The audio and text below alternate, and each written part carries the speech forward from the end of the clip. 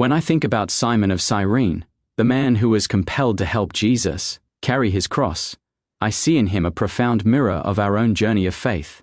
Simon's encounter with Christ wasn't planned, he didn't volunteer. He was pulled from the crowd, burdened with a cross that wasn't his, and made to walk beside a condemned man.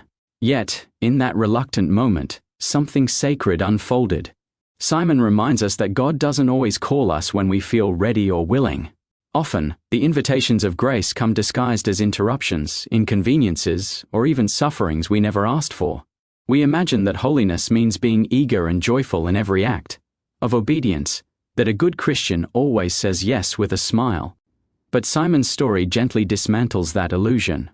It shows us that God's mercy is wide enough to include our hesitation, our weariness, and even our resistance.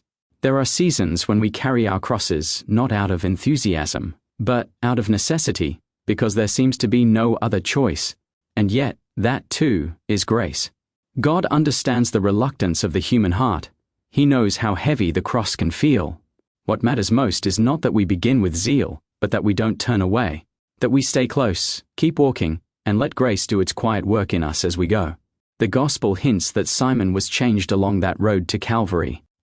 At first, he may have felt nothing but frustration or fear, but as he walked beside Jesus, close enough to see his suffering, to feel his silence, perhaps even to catch his eyes, something in Simon began to shift. What started as coercion became compassion. What began as duty became love. By the time they reached Golgotha, Simon had shared not only the weight of the cross, but a moment of communion with Christ himself. That's the hope for each of us. We may not embrace our crosses eagerly, but if we keep walking with Jesus, even haltingly, even grudgingly, our hearts can be transformed along the way. The journey itself becomes the means of conversion. The very burdens we resist can become the instruments of grace that reshape our souls. The goal, then, isn't to love the cross instantly, but to remain faithful beneath its weight.